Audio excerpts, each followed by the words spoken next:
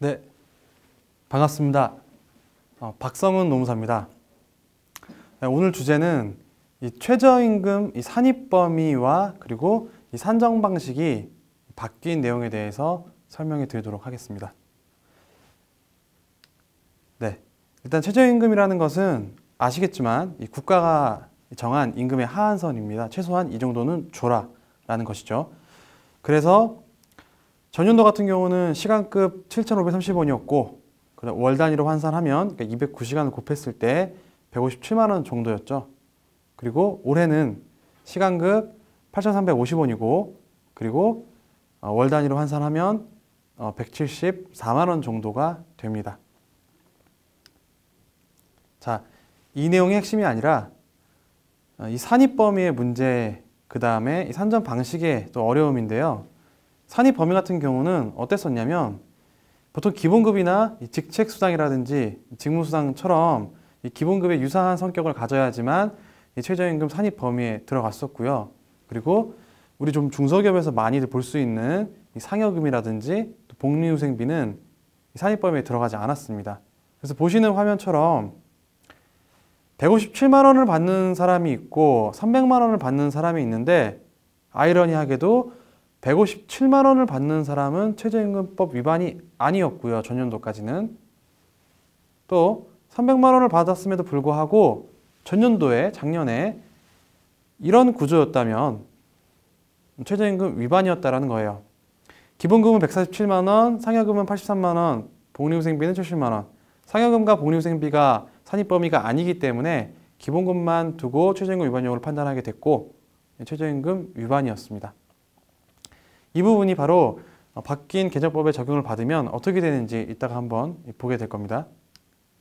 자, 일단 이 산정 방식을 좀 한번 살펴보면요. 이 상여금과 또 이 복리후생비가 핵심인데 기본적으로 산입되지 않다가 일정 비율만큼 점차 산입시켜 준다라는 내용이에요. 이 표를 보시면 조금은 근데 산정 방식이 복잡합니다.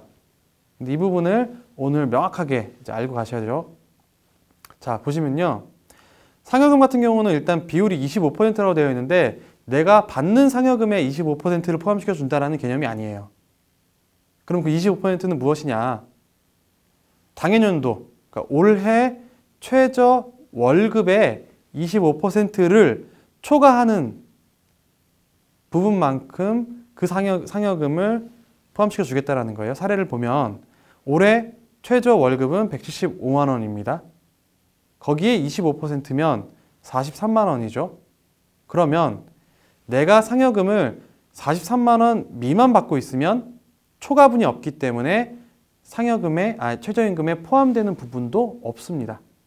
그러니까 올해 같은 경우는 43만 원 넘는 상여금이 의미가 있겠죠. 이를테면 뭐 상여금을 50만 원 받는다 매달, 또 뭐 60만 원 받는다 그랬을 때 그 초과하는 부분만큼만 최저임금 산입법에 들어가게 된다는 내용이에요. 마찬가지로 복리후생비도 똑같습니다. 비율만 다릅니다. 복리후생비는 7%라고 되어 있죠. 자, 7%가 내가 받고 있는 뭐 식대 10만 원에 7%, 뭐 7천 원 그 얘기가 아니죠.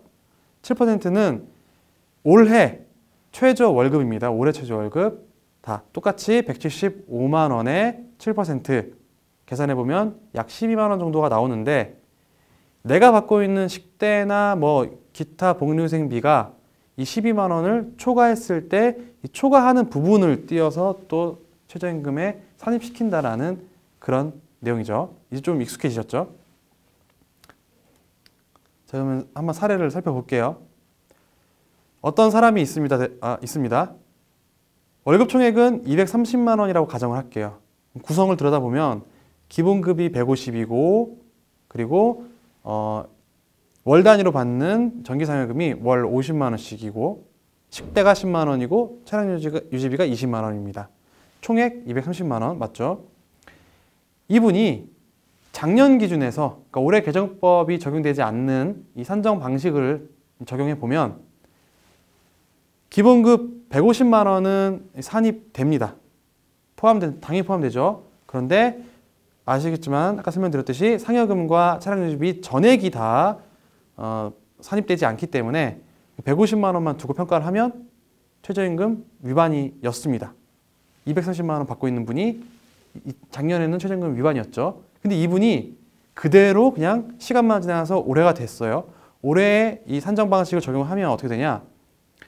기본금 150만 원 전액 다 산입 당연히 되고, 그 다음에 바뀐 법처럼 상여금의 초과분, 그러니까 이제 아까 계산했던 방법대로 보면 올해 월 최저임금은 157만 원이었고 거기에 25%인 43만 원을 초과한 부분이 7만 원이죠. 여기서 50만 원에서 43만 원을 뺀 금액, 이 7만 원만큼은 산입이 되고, 이 식대와 차량 유지비 같은 경우도 올해 이 월 환산액, 최저 월급의 월 환산액 157만 원에 7%, 그러니까 12만 원 정도죠. 이 금액을 초과한 부분 약 18만 원이 산입대가 됩니다.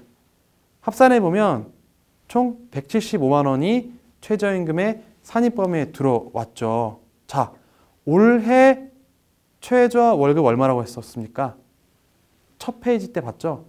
174만 몇천 원이었어요. 이 산정 방식의 변화 때문에 최저임금에 위반되고 안 되고 하는 경우가 많을 겁니다, 여러분들.